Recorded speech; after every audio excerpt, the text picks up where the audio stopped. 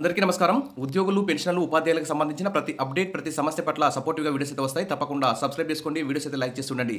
ఇక తెలంగాణ ఉపాధ్యాయులకు సంబంధించి, స్కూళ్ళకి సంబంధించి అయితే ఇక్కడ బడిబాట కార్యక్రమం అయితే విజయవంతంగా నడుస్తోంది. మరి ఇందులో భాగంగా 4000 మంది టీచర్లకు సర్దుబాటు అంటే రేషనలైజేషన్ ప్రక్రియ అమలయ్యే అవకాశం ఉంది. అనేక జిల్లాల్లో ఉపాధ్యాయులందరూ కూడా మిగులుగానే ఉన్నారట. ఇతర చోట్ల అవసరమైతేనే బదిలీ, ఇతర చోట్ల అవసరం లేకుంటే మిగులు ఉన్న అదే పాఠశాలలో పనిచేస్తారని చెప్పేసి ఇక్కడ చెప్తున్నారు. ఇక్కడ చూస్తే ప్రాథమికోన్నత పాఠశాలల్లో 1 నుంచి 5వ తరగతుల వరకు విద్యార్థుల సంఖ్యను బట్టి ఉపాధ్యాయుల సంఖ్య ఈ విధంగా ఉండాల్సి ఉంటుంది.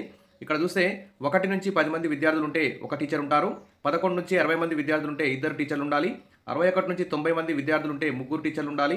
91 నుంచి 120 విద్యార్థులు ఉంటే 4 టీచర్లు ఉండాలి. 121 నుంచి 150 మంది విద్యార్థులు ఉంటే 5 టీచర్లు. 151 నుంచి 200 వరకు విద్యార్థులు ఉంటే 6 టీచర్లు.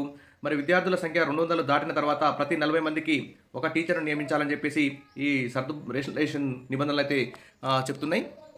ఇంకా దీనికి సంబంధించి రాష్ట్ర వ్యాప్తంగా విద్యార్థుల సంఖ్యకు అనుగుణంగా 3000 నుంచి 4000 మంది ఉపాధ్యాయులు మాత్రమే సర్దుబాటు చేసే అవకాశం ఉందని పాఠశాల విద్యాశాఖ అంచనా వేస్తుంది. గత విద్యా సంవత్సరం నాటి విద్యార్థుల సంఖ్యను పరిగణలోకి తీసుకొని మండలాలు, జిల్లాల వారీగా ఎన్ని పాఠశాలల్లో ఉపాధ్యాయులు ఎక్కువగా ఉన్నారు, ఎన్ని చోట్ల అవసరమో లెక్కలైతే సిద్ధం చేశారు. ఈ ప్రకారం మిగులు ఉపాధ్యాయులు ఎందరూ, వారిని ఈ విద్యా సంవత్సరం అంటే 2025-26 వరకు తాత్కాలికంగా ఎక్కడికి బదిలీ చేయాలో గుర్తించారు.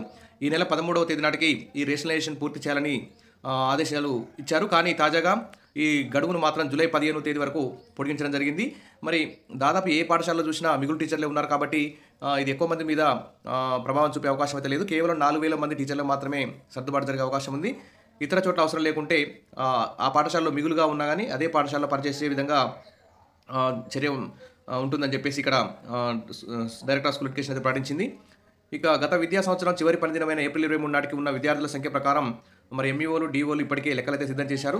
మరి దాదాపు ప్రతి మండలంలో 20 మంది నుంచి 25 మంది దాకా మిగులు ఉన్నట్లు గుర్తించారు. కానీ ఆ మిగులు ఉపాధ్యాయులు ప్రతి మండలంలో మిగులు ఉన్నారు. ఎక్కడో 2-3 మండలాల్లో ఇంటీరియల్ మండలాల్లో మాత్రం కొంచెం ఖాళీలు ఉన్నట్టు తెలుస్తుంది. కాబట్టి ఎక్కువ మంది మీద ప్రభావం అయితే పడకపోవచ్చు.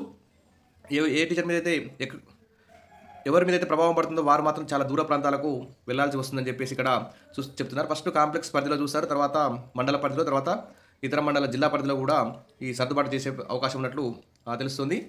కాబట్టి ఇది ప్రస్తుతానికైతే 4000 మంది టీచర్లకు దాదాపు ప్రతి జిల్లాలో